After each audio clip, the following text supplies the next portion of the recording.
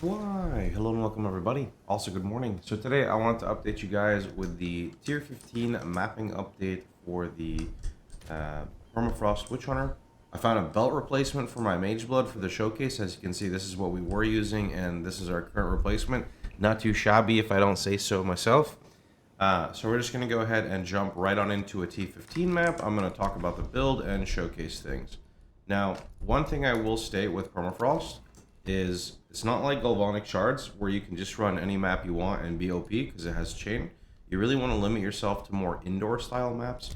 At some point I have to compile a list of literally every map that's good and every map that's bad because the difference is night and day, specifically when you get Ricochet on your Permafrost. Now for this showcase, I'm going to be just going over the main links I use, so Ice Bite, Ricochet, Elemental Armament, Projectile Acceleration, and Freeze. I've come to find that Freeze is basically irreplaceable, maybe when you get Rakaitas, but what part of what makes Permafrost clear smooth is freezing every time with one shot, and then having a stray shot Ricochet and kill the pack, triggering your Herald of Ice. We'll talk about that in a second.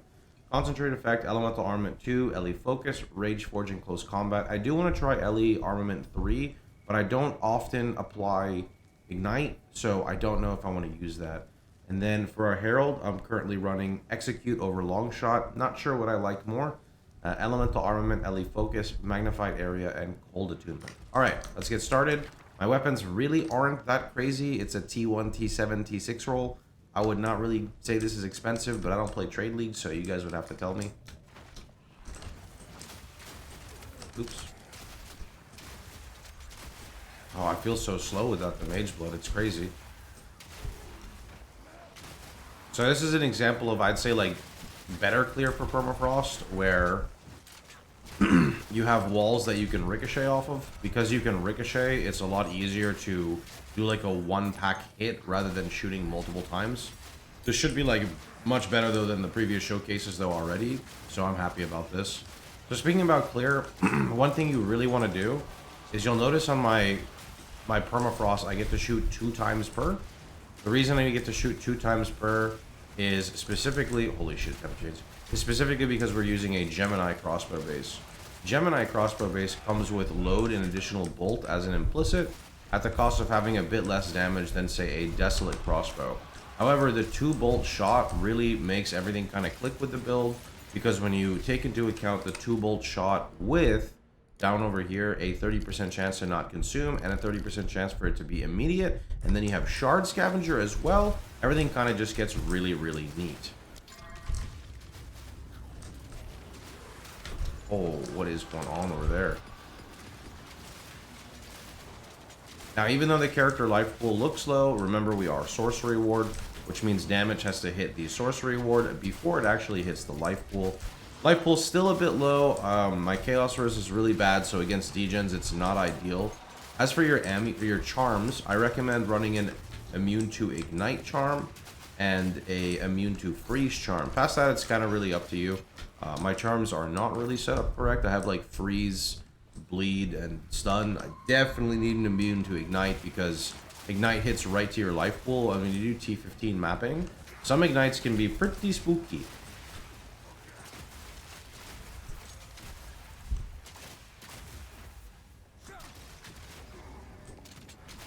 I sure as we have no music going. Whoops a daisy. Fix that real fast.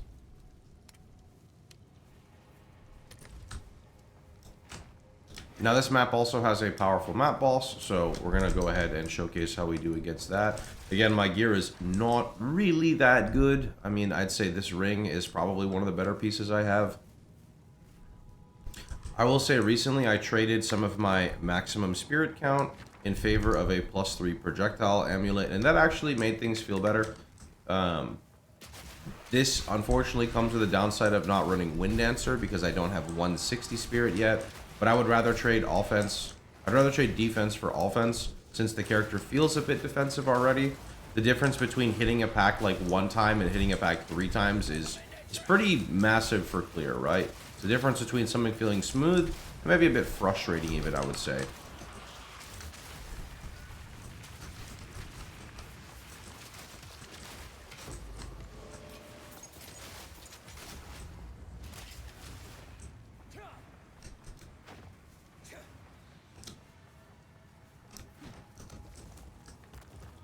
So remember, single target, drop your Thunderstorm, use your Freezing Mark.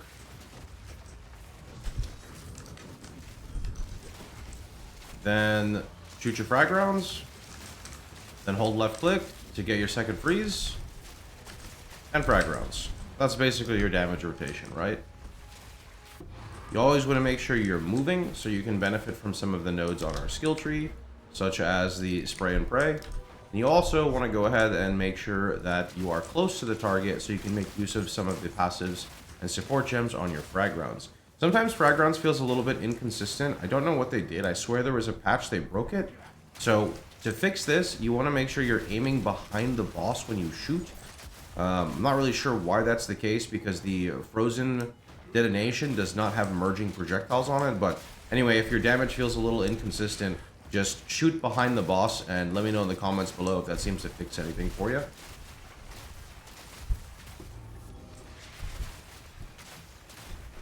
This character is a bit slow, mainly because I don't have the passives I'd normally have. Normally I would take acceleration, that's 3% movement, and if you want to get a little more speedy, you can grab the movement speed here by Spring Hair and put this on Permafrost. I just use a Mage Blood because we got lucky and dropped it, but we're not using it for the showcase.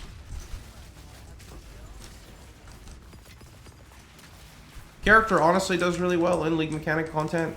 Most League Mechanic content I think is tagged as Demon, which means that the Witchhunter Baked and Explode has 2 times the chance to proc. So Abyss, Breach, I don't know if it works for Ritual, but basically all the ones where you get swarmed, it has 2 times chance to proc, which is very, very nice.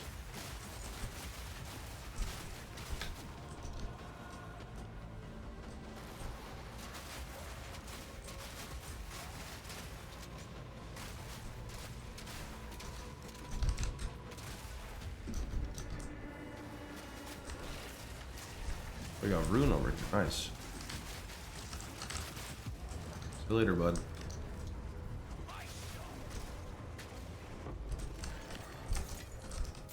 For some people who always get confused on the Spirit Reservation, 100 Spirit means you're running Eternal Rage. 130 Spirit means you're running Herald of Ice plus Shard Scavenger. Herald goes on weapon set 1, Shard goes on weapon set 2. 160 Spirit means you get Wind Dancer for both. And then 190 Spirit means you get Berserk in your weapon swap, and if you have an unset ring, you can run something in your primary one, so something like Overwhelming Presence, or maybe a banner if you prefer that. Alright, map's cleared, we're just gonna go head back. Actually, I want that Desolate Crossbow, hold on. Whoa! Nah, dude, you got this. There we go.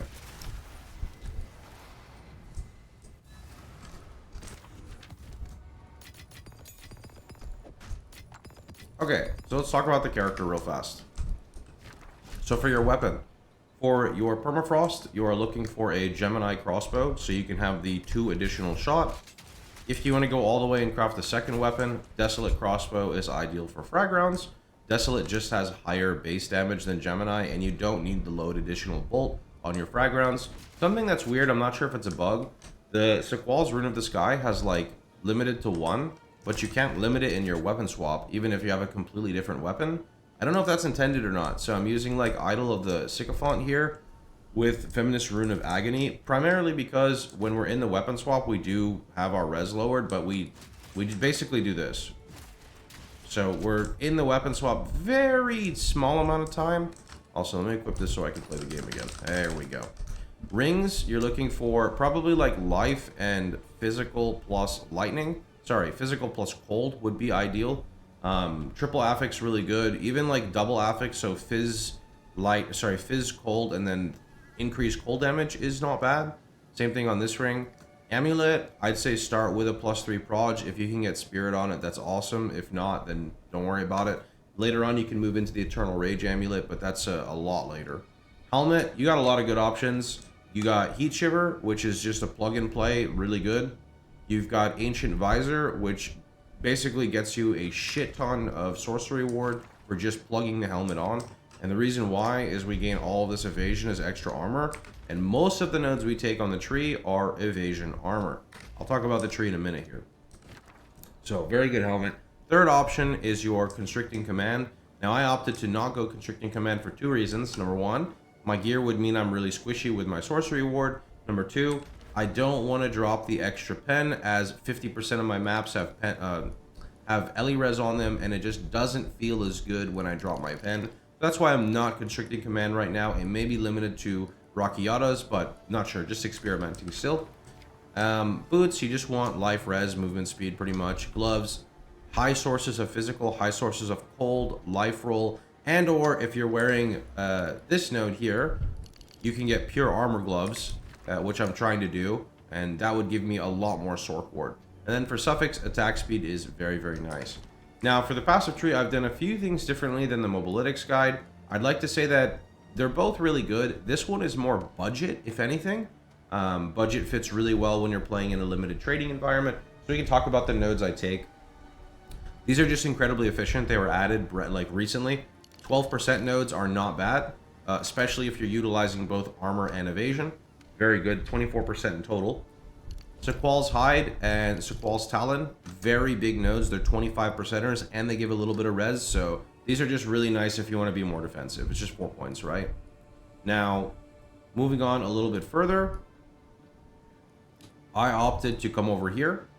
That's because the General's Bindings for gain evasion rating as armor synergizes super well with the nodes we're taking and this helmet, right? So between these, I'm rocking 8,000 armor, which is not a lot, but it helps a lot against chip damage. Chip damage is like when mobs are constantly poking at the sorcery ward, it's greatly reducing that type of damage. It's not going to help against like big slams or big boss attacks, but it is comfy to just have a little bit of armor. I still do think that pure evasion is better for sorcery ward because you actually get to scale deflection, whereas here we don't have deflection and we don't have armor taken as Ellie. We just have a cheap way of scaling our sorcery ward, which works well for now. Moving on a little bit further with the tree, I went back into these mark nodes. These mark nodes are kind of like multipliers that I really like. The 10% increased effect, the 10% increased damage just work really well. So I opted to take them. Then I chose to go up here, and this is mainly because I don't have constricting command. So I have extra passives that I'm not spending over here.